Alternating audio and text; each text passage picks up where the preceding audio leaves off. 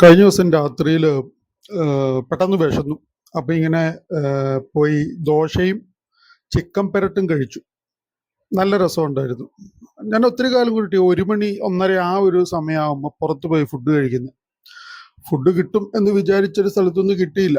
പിന്നെ സൊമാറ്റോയിലൊക്കെ നോക്കിയപ്പോഴത്തേക്ക് ഓൾമോസ്റ്റ് എല്ലാം കഴിഞ്ഞു. അങ്ങനെയാണ് നേരെ എയർപോർട്ടിലേക്ക് നടന്നത്.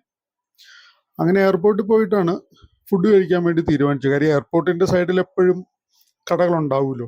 അത് 24 മണിക്കൂറും പ്രവർത്തിക്കുന്ന ഒരു സിറ്റുവേഷനാണ് അവിടെ. ശരിക്കും പറഞ്ഞാൽ തിരുവനന്തപുരം ഇന്റർനാഷണൽ എയർപോർട്ടിൻ്റെ കാര്യം ഞാൻ ഈ പറയുന്നത്. അപ്പോൾ അവിടെ പോയി ഫുഡ് കഴിച്ചു. ദോശ എടുത്തേക്കാൻ അങ്ങ് തീരുമാനിച്ചു. ചിക്കൻ പെരട്ടും ഉണ്ടായിരുന്നു. അപ്പം പിന്നെ വലിയ കുഴപ്പമില്ലല്ലോ. രാത്രിയിലൊക്കെ ഈ 1:30-2 മണി സമയത്തൊക്കെ പൊറോട്ട കഴിച്ചാൽ ഒരു സുഖാവത്തില്ല. പിന്നെയുള്ളത് ചപ്പാത്തിയാണ്. അതിനോടും വലിയ താല്പര്യം തോന്നിയില്ല. ദോശയാണെന്നുണ്ടെങ്കിൽ വേറെ പ്രശ്നങ്ങളൊന്നും വരുമല്ലോ. അങ്ങനെ ദോശയും ചിക്കൻ പെരട്ടും കഴിച്ചു.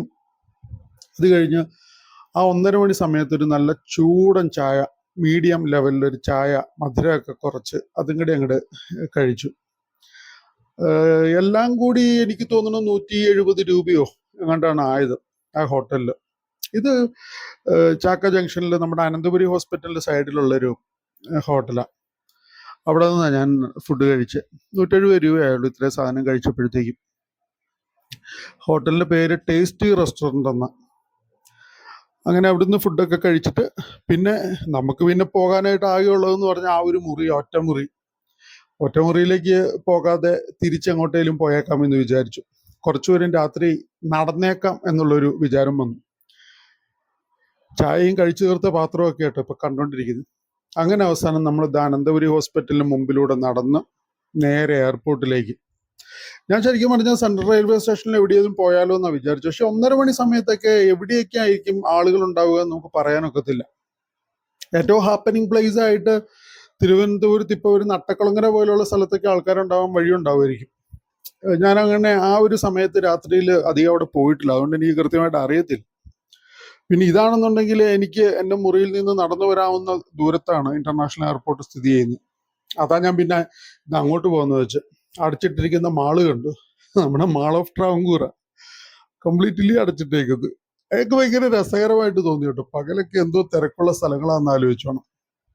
അവിടെ ഇത് കന്യാകുമാരി ഹൈവേ ആണ് കാണുന്നത്. അതിന് മുകളിലൂടെ പോകുന്ന ഫ്ലൈ ഓവറാണ് കാണുന്നത്. ഒരു മനുഷ്യൻ പോലും ഇല്ല ശരിക്കും പറഞ്ഞാൽ വഴിയിലെങ്ങും. ആ കൂടെ 1-2 വണ്ടികളൊക്കെ കടന്നു പോയെങ്കിൽ മാത്രം.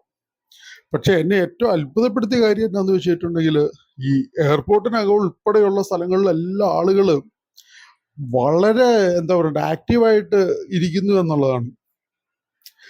രാത്രി 1:30-2 മണി സമയത്ത് ദേണ്ട ആ മാൾ ഓഫ് ട്രാവങ്കൂറിന്റെ സൈഡിലുള്ള ടർഫില് ഫുട്ബോൾ കളി നടക്കുന്നു. ഞാൻ കുറെ നേരം അത് കണ്ടു നിന്നു. എന്നാ ഒരു വൈബാന്നറിയാവോ. ഇപ്പോഴത്തെ ജെൻസി പിള്ളേരെ സമ്മതിക്കുന്നു. ഈ സമയത്തൊക്കെ പോയി ഫുട്ബോളൊക്കെ കളിച്ച് സെറ്റായിട്ടാണ് അവര് തിരിച്ചു മുറിയിൽ പോകുന്നത്. പഠിക്കുന്ന ആൾക്കാരായിരിക്കാം, ജോലി ചെയ്യുന്നവരായിരിക്കും, അതറിയില്ല. ഇതാ എയർപോർട്ടിനായത്. എയർപോർട്ടിൽ ആവശ്യത്തിന് ആൾക്കാരുണ്ട്. ഞാനും കുറെ നേരം അവിടെ പോയി ഇങ്ങനെ ഇരുന്നു. എയർപോർട്ടിലെ ആളുകളെയൊക്കെ കണ്ടു. ഞാൻ ഇരുന്ന് ശരിക്കും പറഞ്ഞാൽ അറൈവൽസിലാണ്. കാര്യം അറൈവൽസ് ആണ് ശരിക്കും പറഞ്ഞാൽ കണ്ടോണ്ടിരിക്കാൻ രസം. മറ്റേത് ഇച്ചിരി സങ്കടകരമാണ്. ആളുകൾ കയറിപ്പോകുന്നു, കരയുന്നു. ഇതെന്ന് പറഞ്ഞാൽ സമാഗമമാണ്. അതെല്ലാം കഴിഞ്ഞ് ഞാൻ വീണ്ടും എൻ്റെ ഒറ്റ മുറിയിലേക്ക് നടക്കുന്നു. ഇനിയിപ്പം വേറെ പരിപാടികളൊന്നുമില്ല. മുറിയിൽ ചെല്ലുക, കയറി കിടന്നുറങ്ങുക, അത്ര തന്നെ. അങ്ങനെ ഒരു രാത്രി ഇങ്ങനെ അങ്ങോട്ട് കഴിഞ്ഞുകൂടി പോയി. ഇനി സുഖമായി പോയി കിടന്നുറങ്ങുക. ശരിയെങ്കിൽ വീണ്ടും കാണാം.